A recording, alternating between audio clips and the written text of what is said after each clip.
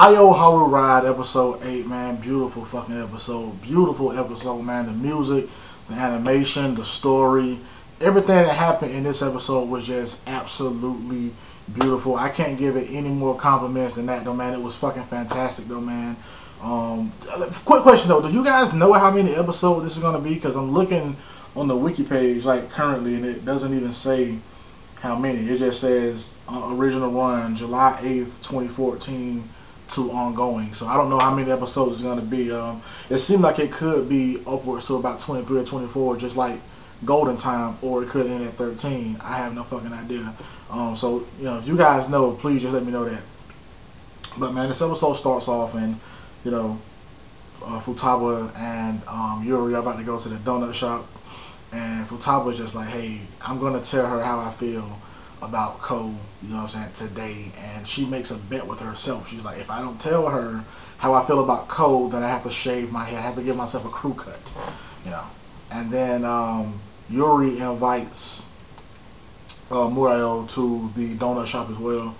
And, you know, Futaba's trying to find the right moment, you know, to tell her that she's also in love with Ko. But, you know, Yuri's kind of, you know, excited over the fact that her and Ko are sharing music with one another, man. So it's really hard for Futaba to get a word in edgewise in that sense, to, you know, relay some relationship type stuff, you know, to Yuri. So it's messing with her, you know what I'm saying, on a, you know, on that friendship level, man, because Yuri's the first friend that she has, the first real friend that she has, and now she could possibly lose her because they fallen in love for the same person. So, but she just, you know, works up her courage and she tells her, she's like, hey, I'm in love with Ko too. I'm sorry to say, I'm in love with the same person that you were. We fell in love with the same person, you know.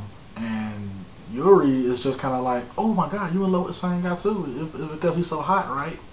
And you're just like, damn, like, she just kind of took it really, really well.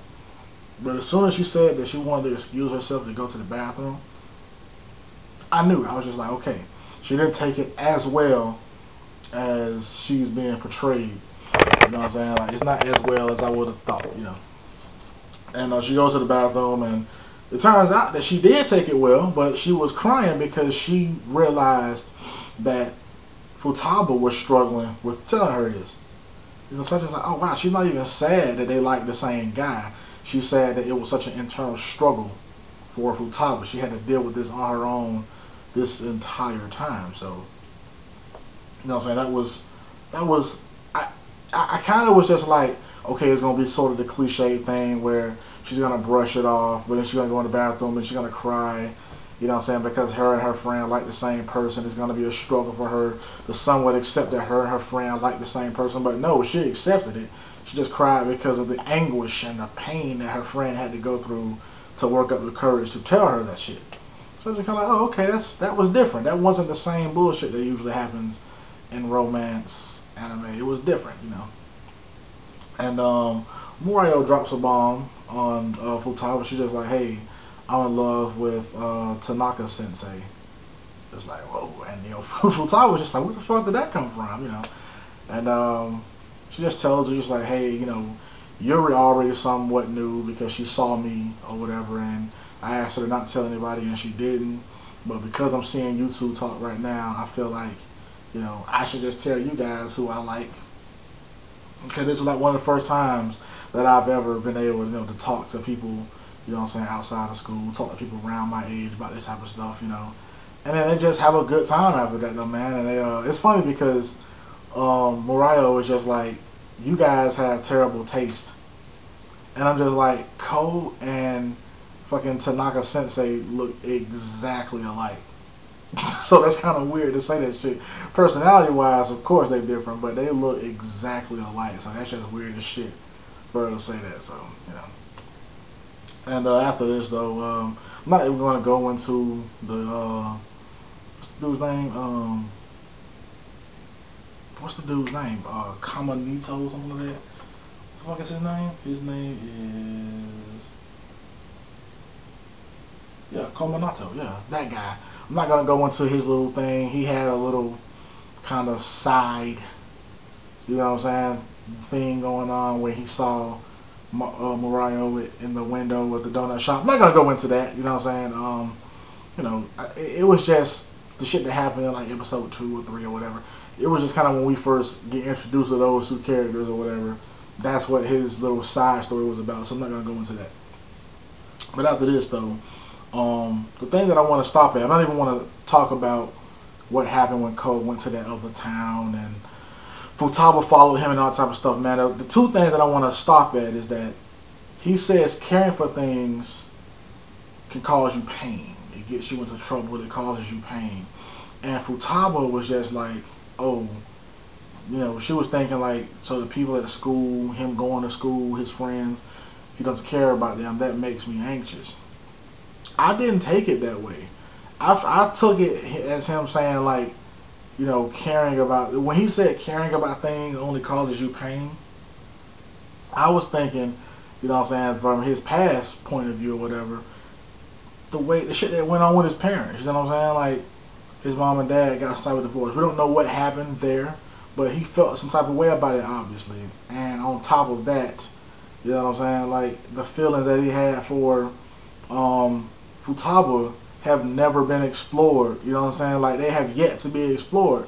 And he probably is feeling some type of way about this shit though, man, because when you have a situation that's somewhat like unrequited love, that shit hurts. I'm talking about for a long time. Like, nothing will ever be able to feel that pain that you feel when you have something that's, you know, related to unrequited love. It wasn't unrequited on their part, but it couldn't have been explored. And he's a different person now who somewhat has a jaded point of view when it comes to shit like that. So in the course of the show, that as it's happening now, he'll probably never be able to explore it. So it's just kind of sad as shit to think about. Second thing that I want to talk about is when he, you know, lays on top or whatever, when it was in that park sort of thing, and he goes in for like a pseudo kiss, but he kind of flicks her head and she starts to cry. She was crying because she said that she was embarrassed by that situation because she thought that he was about to really kiss her and she was about to let it happen. Now, it showed it from like her point of view. We see the reflection of him in her eyes or whatever. And I was just like, okay, if he saw her face, because he kept his eyes open the whole time from what we see in the reflection of her eyes. He kept his eyes open the entire time. So she didn't move. She didn't struggle. You know what I'm saying? She wasn't afraid. She was perfectly willing. So I'm just like, if I had saw that, you know, then I would have been like, she was expecting the kiss. She didn't turn away from it. If that had been me, you know. Second thing about that situation was, she says, I'm crying because I'm embarrassed, but I'm going to keep that a secret from Cole. I'm going to keep it a secret that I'm embarrassed that he didn't kiss me, you know. And I understand, I get it for the premise of the show. For the premise of keeping a show going, I get it. But for the point, from the premise of it being this girl is in love with this guy and some type of way she's trying to make it known, I don't get that. You know what I'm saying? It's kind of weird to me because it's just like, I'm not saying that you should just put it out there for the guy. That's kind of ridiculous. But, you know what I'm saying? You got to at least, you got to let him know. You know what I'm saying? Like, that should have been a hint for him anyway. You didn't move away when, you know, he went in for a kiss. You know what I'm saying? You guys have had these awkward, weird moments between the two of you. You know what I'm saying? So that should have been a clue for Cole. But at that point in time, I guess, you know, he's not really feeling it, I guess. But if there's a moment that comes up like that and you don't tell him how you feel, somewhat, I'm not saying you gotta do a full-on confession of, you know, bowing your head, Cole, I love you, Daisuke, whatever the fuck, you know, so I'm not saying you gotta do all that. But, you know what I'm saying, like, if she had said something on, she had, like, instead of crying, and then she had turned her face away, and he like, oh my God, are you mad? She could have said something just like, our faces were so close. You know what I'm saying? Like, she could have made a reference to how she smelled his neck all those times. She could have said, I could smell your shampoo, I could smell your fragrance. That's how close we were, and that embarrassed me. You know what I'm saying? Like something like that. Just something real soft. She could have did something like that, you know. But again, for the premise of the show, I get it. For the premise of this show carrying on as much as it have to, I completely understand, you know. But let me know what you guys think about this shit, though, man. Like I said, this series is just, you know, so far I think on the anime IMDb website it has the highest rating. Well, no, it does. I'm sorry. Sankaya no Terror has the highest rating so far, and then this one I think, and then Tokyo Ghoul. And then I think Gekken Shoujo and Tokyo Ghoul might be around the same thing. Speaking of Gekken Shoujo, I'm probably not gonna review it anymore. Don't know, but we'll see about that. But let me know what you guys think about that shit, though, man. Let me know what you think about Ayo Haru Ride episode 8. Tell me what you think about the series as a whole. If you guys read the light novel and you know where to purchase it, like in English or something like that, can you please let me know? Because I'm trying to find that shit. But every copy I see on Amazon is either in French, German, or in the original Japanese. I can't read either one of them motherfuckers. So please let me know. Let me know. Vash Stampede, gone.